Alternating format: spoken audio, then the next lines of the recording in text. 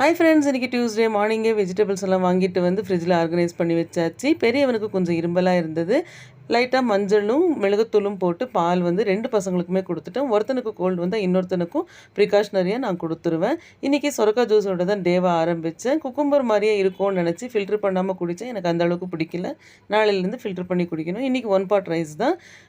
Peace and potato pulao தான் பண்ணிகிட்ருக்கேன். பசங்களுக்கு பிரேக்ஃபாஸ்ட்டும் கொடுத்தாச்சு, லஞ்ச் பேக் பண்ணியாச்சு.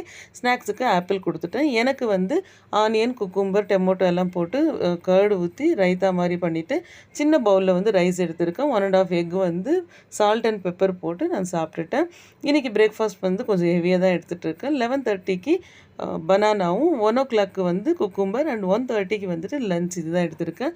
நைட்டு வந்து எனக்கு டின்னருக்கு 8 o'clockக்கு சப்பாத்தியும் பீட்ரூட் பொரியலோடு முடிச்சுட்டு பிரிஸ்காக ஒரு 20 minutes வாக் பண்ணேன். இப்படி தான் இந்த டே போச்சு. தேங்க்ஸ் ஃபார் வாட்சிங். Have a good day.